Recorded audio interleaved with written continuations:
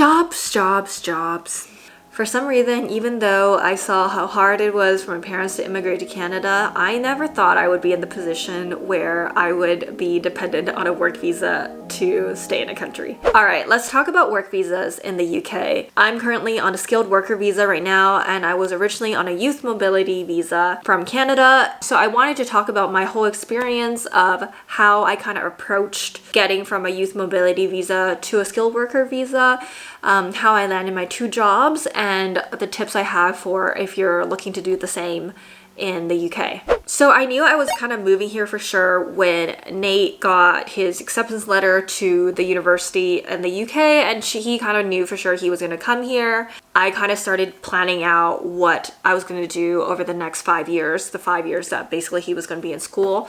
I knew that the youth mobility visa would only last me 2 years, and the only options were I either get sponsored by work or we get married and he adds me as a dependent because medical students can have dependents. But obviously I would prefer this option. I don't want to get married because I need a visa. There are other options in terms of visa. I'm not going to go through them because I don't know them too well, but some that I looked at were like, oh, if you were like kind of like a tech worker, if you were an entrepreneur that could invest a certain amount of money. Anyways, all those options were not for me. Even marketing and tech, that's not exactly a special tech worker visa unless you were, you know, probably like a CMO or a head of marketing or something like that. So he found out in about, I think, April or May of that year, and he was going to move mid-September, I think. So I was going to try to move September or a bit after that. So I was already kind of starting to look at jobs, look at my options.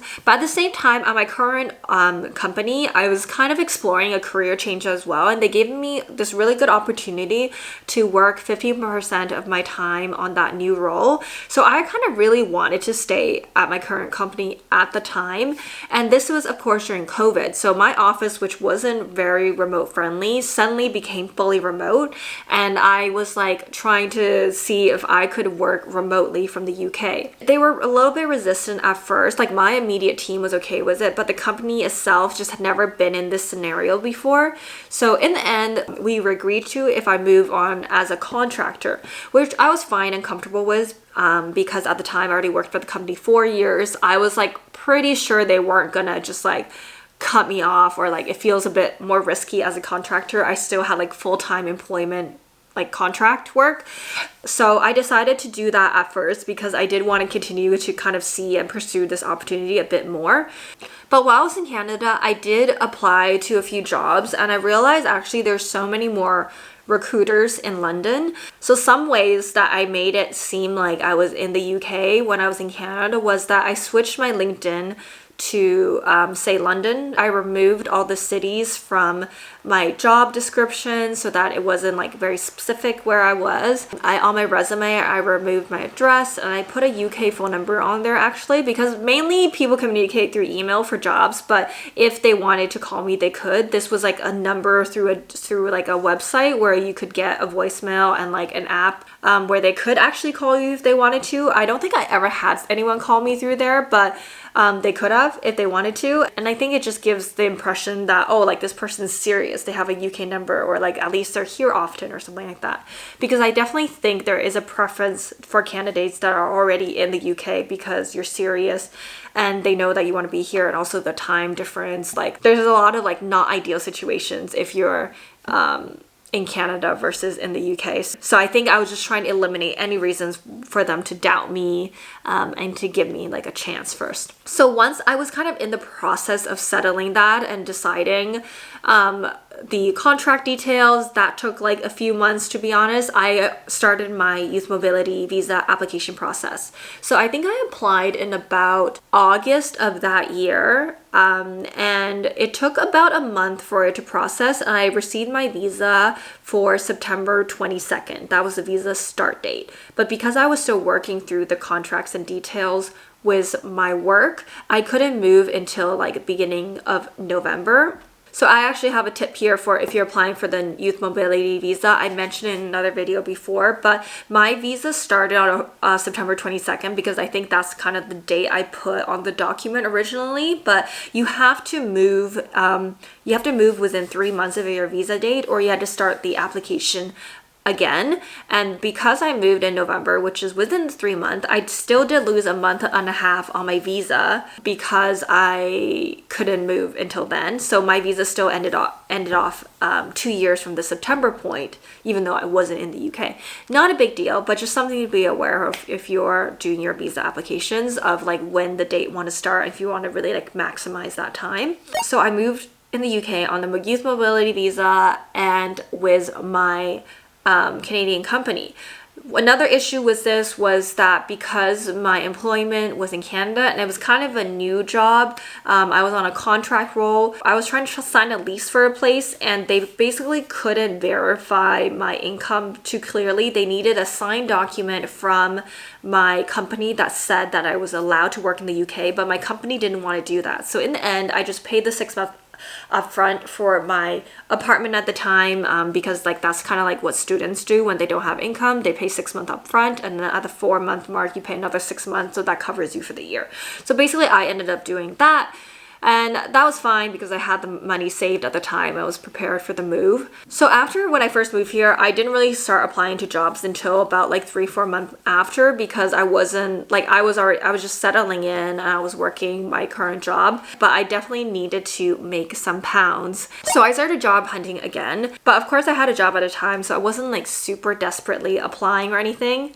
I reached out to a few recruiters, but one of the things I always made sure was I made it clear that I needed a job that would eventually be able to sponsor my work visa.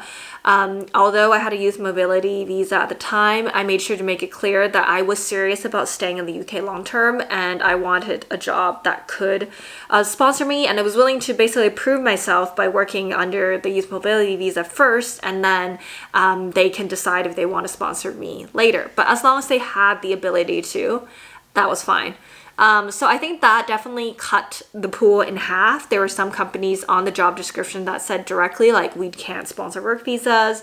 There's recruiters that did have companies that would allow sponsored visas or didn't specify. And then there were some recruiters who were like, this company specifically signed with me to find someone who was eligible already to work in the UK and did not require sponsorship, which totally makes sense as well. So there's definitely a range out there. I would just be super clear with a recruiter or the hiring manager off the bat, like on your first contact, to just say that. I think it's also a positive to show how serious you are about staying, and most companies do want someone to stay in the long term. My individual applications were okay. Like I had a few interviews, went to the final round with 1 or 2 companies. I definitely actually got more companies with big names like tech companies here than I did in Toronto. I think the competition is a lot less compared to Toronto because there's so many more companies. With the first job that I landed, I actually got that through a referral. Coincidentally, a friend in Canada started working remotely for this company in the UK,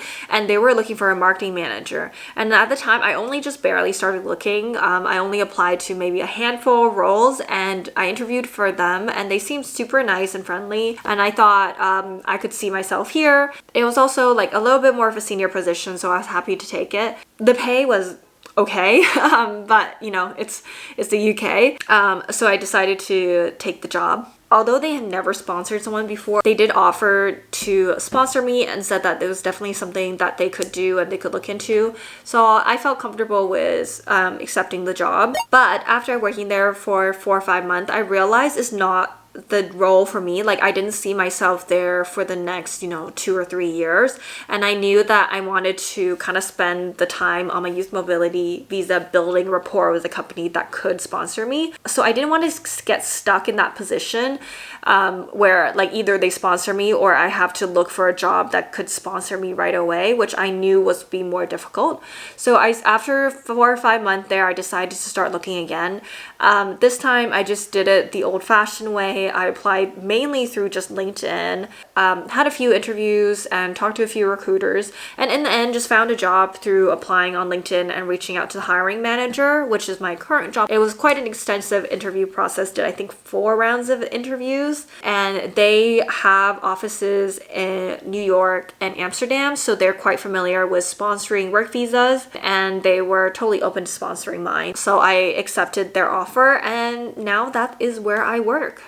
And that's another tip if you're looking for jobs that will offer sponsorship. There is actually a list of companies on the gov.uk website. I'll link it in the description of all the companies that qualify or have like licenses to sponsor. It's not that a company without cannot, but they would have to like apply, and it would just take a tiny bit longer, but they could also do if they wanted to. It just most people don't want to go through the whole process of applying for like I forget what it's called. It's like they have to apply for a certain certificate or document or something, and then apply with you to sponsor you. And besides that, like if you don't want to comb through this list, I would say most companies with multi-country offices tend to be familiar with the work sponsorship process, so that's also something you could look at. But honestly, just ask. You just never know. Maybe for your particular position they don't sponsor people, or like only for your sector they sponsor people or something. So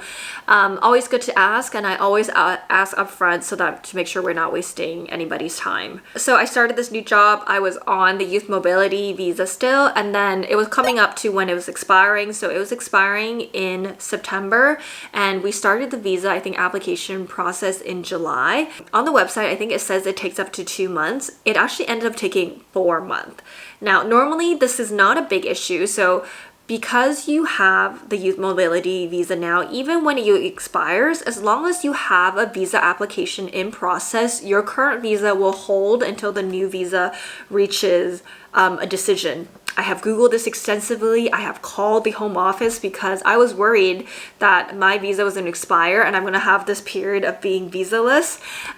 So we did the application through my work. There's quite a long process that, you know, your HR has to do. Plus I had to fill out like my 10-year travel history or something like that, and then do a photo, answer a bunch of questions, provide some documents and things like that. And then we send it through, and it's supposed to take 2 months, but end up taking 4 months. Now, this normally wouldn't be an issue, except the fact that my current flat's lease was expiring at the end of August, and they were asking me at the beginning of September if I can renew it.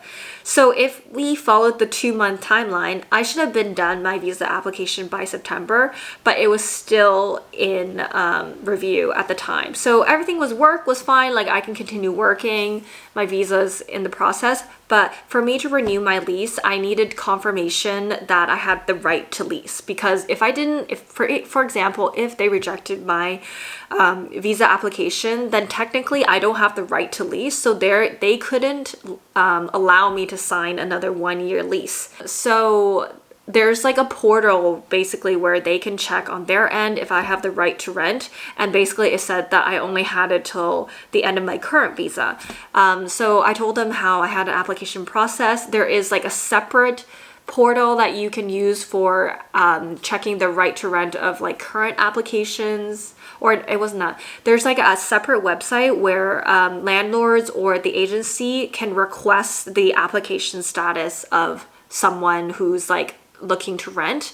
So at first we were just waiting for the results. We're like, okay, my lease is ending in October. We'll wait till the end of September and see what the situation's like. She followed up. I still didn't get a result. So I was like, I contacted the Home Office and they told me like, okay, ask your agency to submit a request through this website. They'll be able to tell you if you have the right to rent / an application in progress or something like that. I think if the agency just heard that for 100% confirmation from the government that like there was some kind of document to show that I had an application process, or it was like approved or something, then they can go ahead.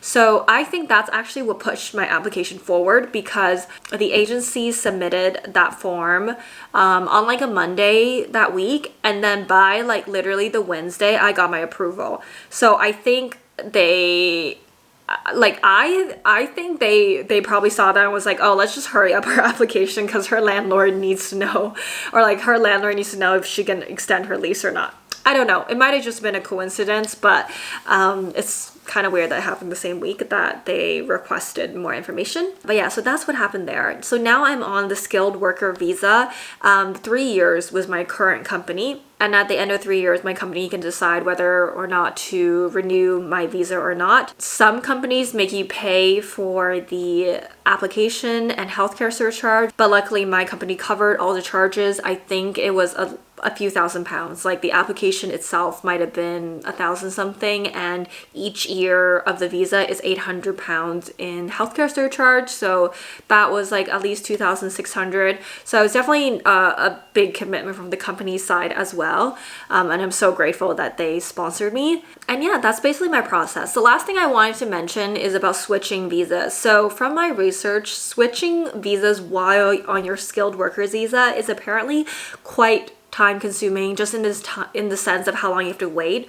Apparently they really deprioritize switching visas, like skilled worker to another skilled worker, like working at a different company. I've heard horror stories that it can sometimes take up to 6 months, which is ridiculous because you could like give notice and you can't really start your new job until you have this visa, even though you're in the country.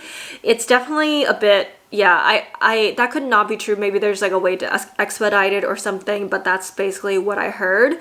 So that's kind of why I was really careful was choosing which job I wanted to secure my skilled worker visa with, because it's just a lot of work to change jobs and I just kind of don't want to deal with the hassle of it. But yeah, that's like a good overview of my experience job hunting and with my visas in the UK. If you have any questions, feel free to leave in the comments and I'll try my best to answer them. Thanks for watching and I'll see you guys in the next video. Bye! Paint the night